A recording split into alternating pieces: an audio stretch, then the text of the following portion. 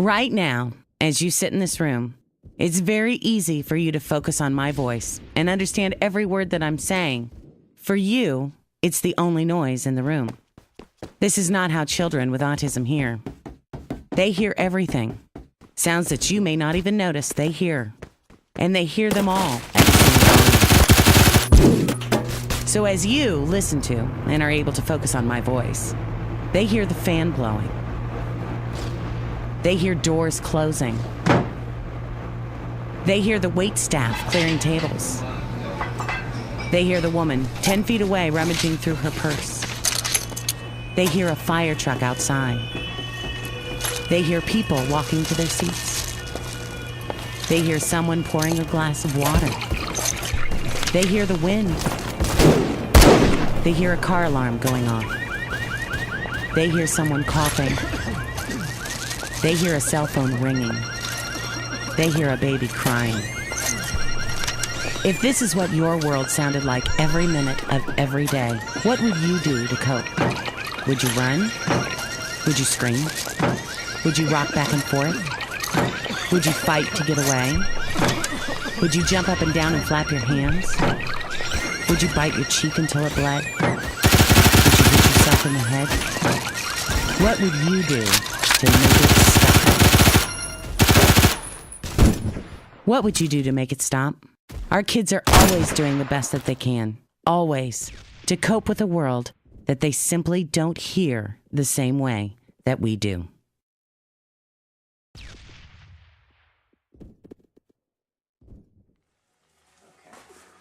Recording.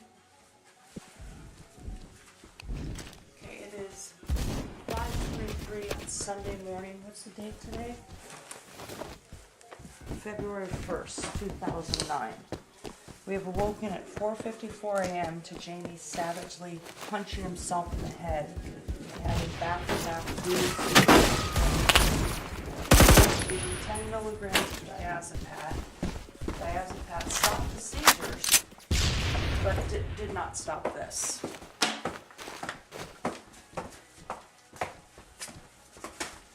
Come on. I'm trying to here in the group home. I have no idea. Why he's hitting himself. 3 days or 4 days? About 4 days, almost 5 days. Almost 5 days, absolutely no self-injurious behavior whatsoever. We thought, oh, this is great, we weaned him off Depakote, maybe it was a Depakote. Now he's on Lamictal, and with Ativan PRN for seizures. We usually use it for out of self-abuse, but tonight you can't wait for Ativan to kick in. Tonight he got diazostat rectal gel. His eyes are wild. He has a weird look on his face. About 2 days ago, he was laughing hysterically. He was happy. There's been no major changes. We cannot, for the life of us, figure out why he's hitting himself right now. We're trying to figure it out. It appears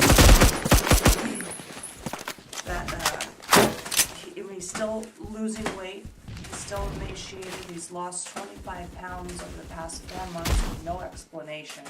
We've had CT scan of his abdomen, which only showed fecal impact, which has since been rectified with a bowel movement. Well, there's probably still fecal impact, but we tried to get the doctors numerous times to do tests. Did an endoscopy that lasted 30 seconds because on 7 milligrams of percent, he came out of it when they had the scope down his throat and lunged off the table. So she had to, the best of her ability to pull it out of his throat. Didn't see anything significant on the endoscopy, but what can you see in 30 seconds? So we have no idea. We're still trying to figure out why this is wrong. Come on, this way. No, now he's grabbing the camera. Great.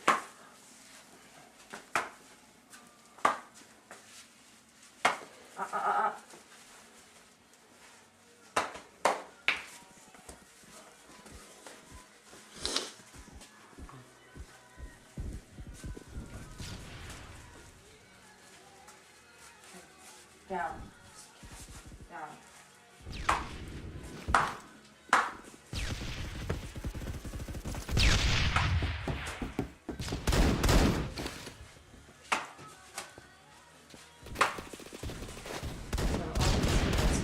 So no other choice. I mean, we can't hold them for 5 hours.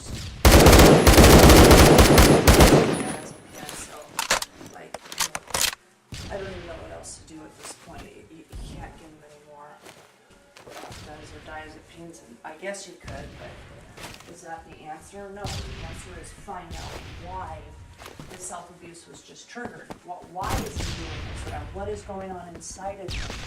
Then we can get that answer from a medical investigation, and we can't seem to get any doctors to figure out what the hell is wrong with our son.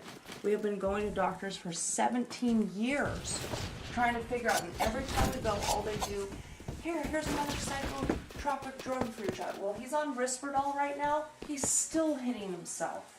He's been on like 14, 15 different not psychotropic, but Prozac, God knows, all these things for his behaviors, naltrexone, clonidine. Nothing has ever stopped self-abuse. So obviously, he's behaviorally fragile, and there's something in him, whether it's the slightest thing or we think there's things going on. And the doctors obviously it's you don't just wake up in the middle of the night punching yourself for no reason. You've got to have something going on, either in his brain, so we need a PET scan, just, I don't know, to see the glucose, whether it fluctuates. I don't know, I'm not a doctor, but I need doctors to help me, so I have to spend 19 hours a week researching stuff myself, because I can't get a doctor to help us.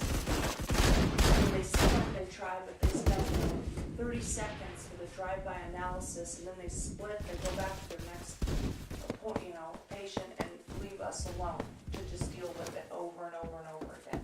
We can't get any comprehensive, pervasive help.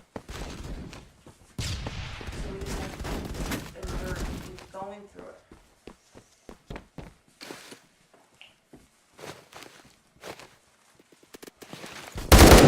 So now it's calm.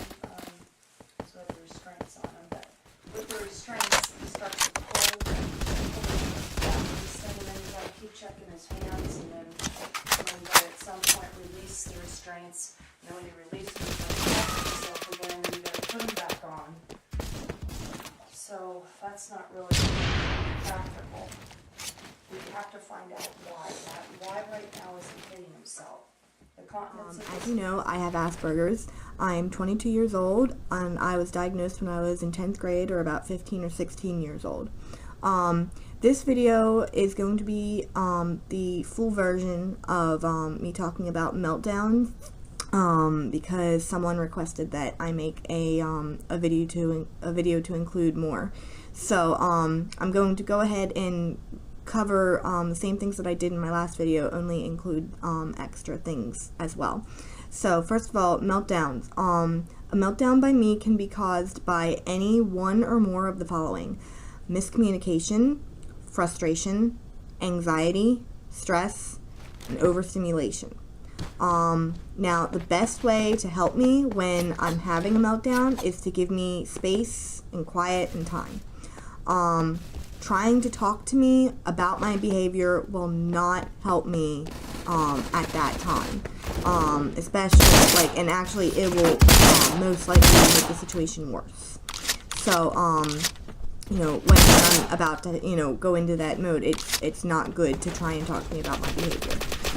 Once I feel the meltdown coming, there is really no way to stop it other than giving myself the time and space that I need to calm down. Otherwise, it's going to be imminent. And also, absolutely nothing can go wrong while I am having my time and space, to calm down, or I will still go into a meltdown. And I wanted to explain that I respond this way. I respond in this meltdown because I can't take anymore. It's too much coming in. I just need a break from the world, you know? My system is going to be like an overloaded computer crashing, basically. All you computer, people out there know what I'm talking about now. And I know that this meltdown is not acceptable behavior, and I feel terrible for it afterwards every time, but I don't know how else to respond to this stimuli. It's like having someone ask a baby not to cry. That's the best way I can explain it. A baby can't help it. I can't help it. It's my natural response, and I don't know how else to deal and cope at that moment. So, I go into a meltdown. So a baby, they don't know how else to deal and cope with, what's going on and how else to ask for help and things like that. So they cry. That's sort of the same situation. It's very difficult, but it can be, helped with the time and the space. So, that's my video on meltdown. From VOA Learning English, this is the Help Report in Special English. Women who took folic acid in early pregnancy were less likely to have a child with autism than other women in a recent study. Folic acid is a B vitamin that helps the body build and repair cells. That folic acid can prevent childhood autism. Children with autism have problems communicating and socializing. Researchers at the Norwegian Institute of Public Health looked at more than 85,000 children born between 2002 and 2008. The study asked mothers to describe their diets and any vitamin supplements they took before and during their pregnancies. Research leader Paul Surin and his colleagues compared the women who took folic acid supplements to those who did not. He says the women who took folic acid in early pregnancy had a 40% reduction in the risk of having a child with autism. He says the best time to take folic acid is from 4 weeks before to 8 weeks after the start of pregnancy. He found that taking folic acid halfway through pregnancy of autism is not known. Genes may be involved in the disorder. Folic acid has been linked to the development of a protective covering called the neural tube in a fetus. Women who did not get enough folic acid are at risk of infants or brain exposed. This disabling condition is called spina bifida. Dark leafy vegetables, asparagus, broccoli, and citrus fruits are rich sources of folate. Folate is the naturally occurring form of folic acid. Folate is also found in peas, lentils, beans, eggs, yeast, and liver. For VOA Learning English, I'm Laurel Bowman.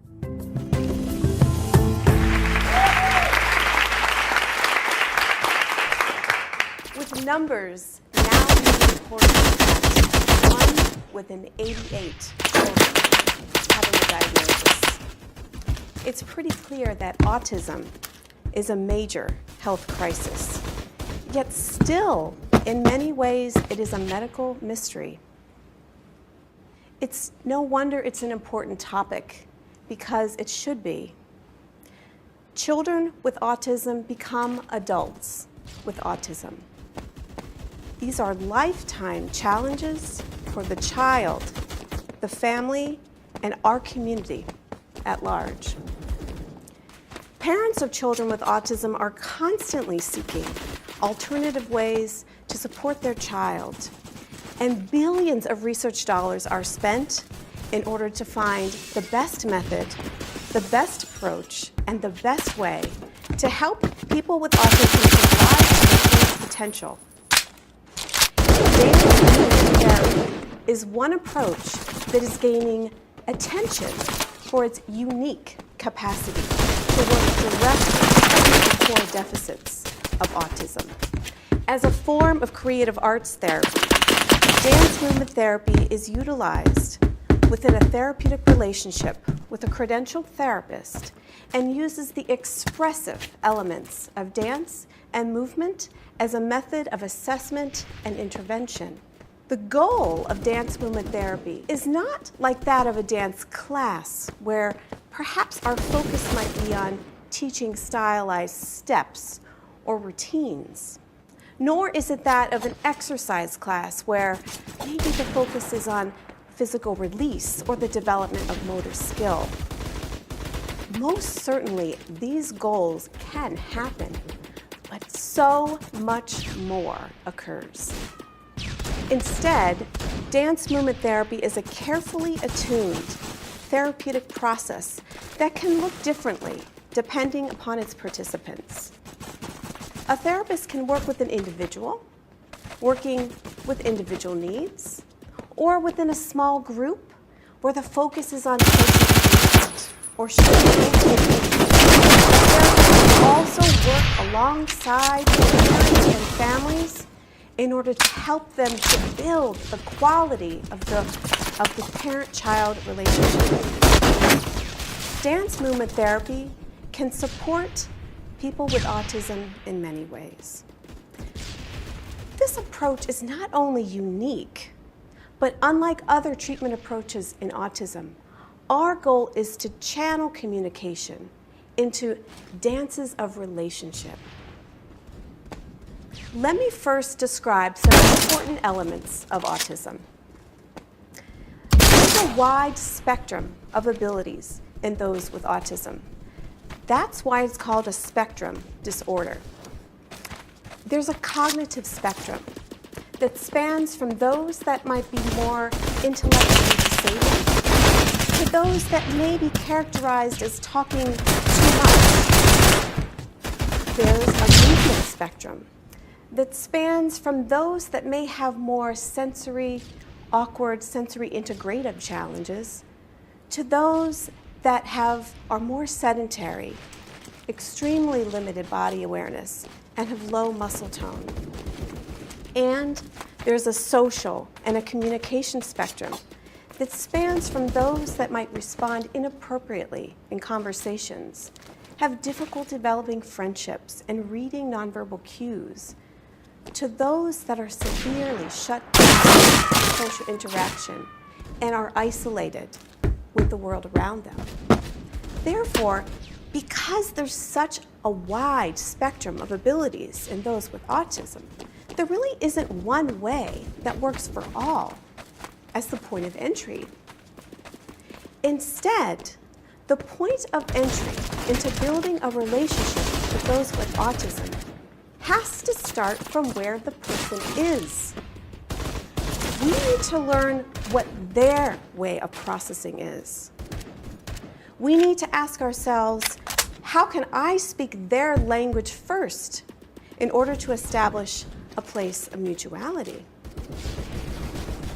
The only universal language is a language that is communicated through movement and through the body. It's a universal language because we all speak the language of the nonverbal, whether we have an autism spectrum disorder or not. So let me say that again.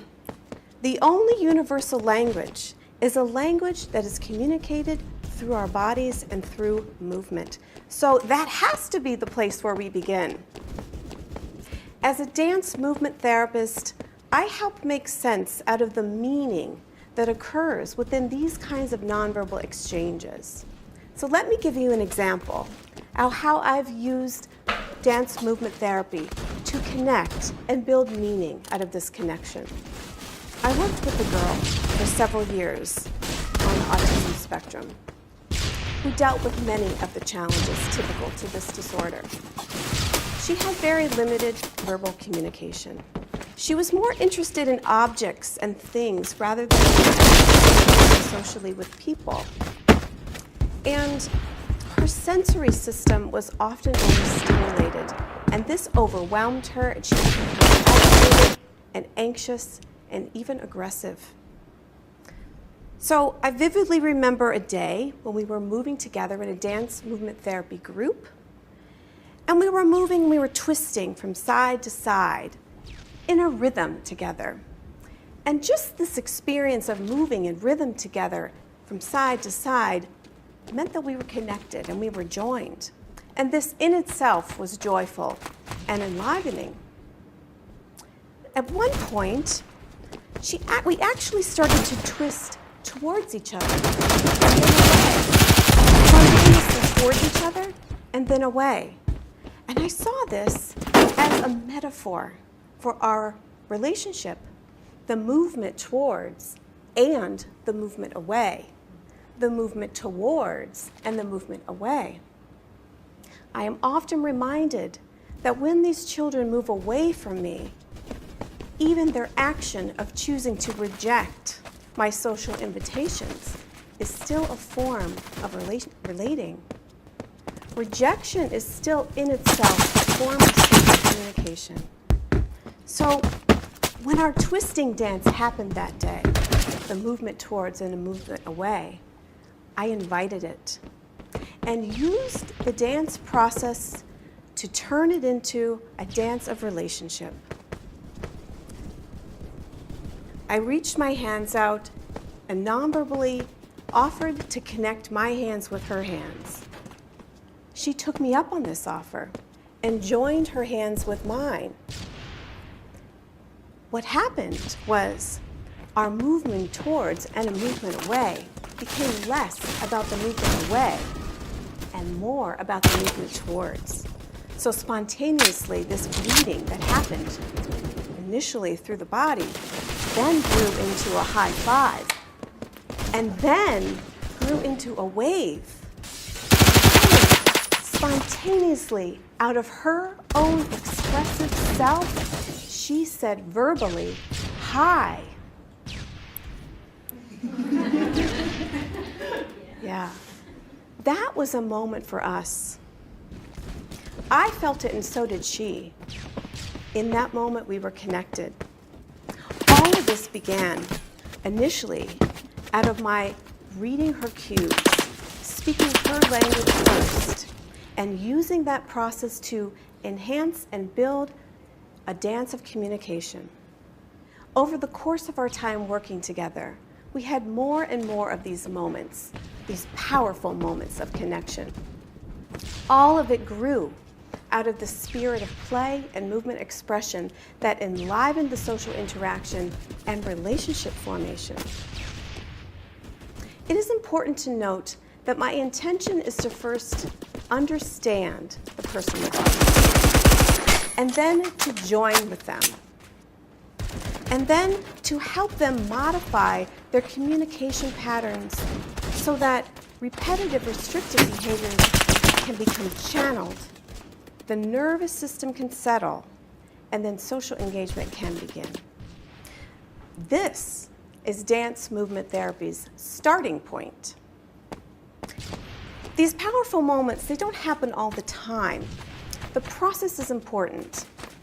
The experience of following each other's rhythm, pacing, and the trusting therapeutic alliance is paramount to any treatment process. But it's also important in the parent-child experience.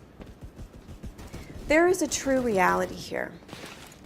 The lack of social reciprocity that occurs with people with autism, in addition to their behavioral disturbances and language deficits, makes this disorder stressful and difficult for parents in a manner that is different from those with other developmental disorders.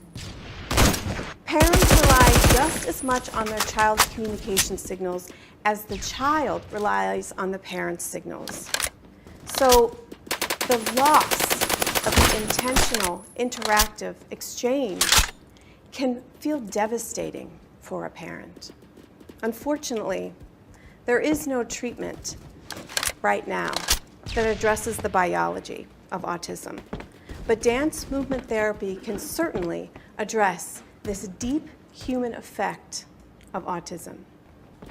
By helping parents to learn how to attune, to join, to understand their child's nonverbal communication signals, dance movement therapists can help parents and families in building warm and satisfying relationships with their children. Feeling understood for all of us is a biological imperative. For people with autism, this is no exception, nor is it for their parents and families. Therefore, the major strength that dance movement therapy has in working with people with autism is its capacity to produce treatment outcomes in the areas of social relationships, especially in the formation of relationships. The journey to understanding autism requires a resonance into their language. We begin to do this by making human-to-human contact. The first and only way to do this is through our bodies.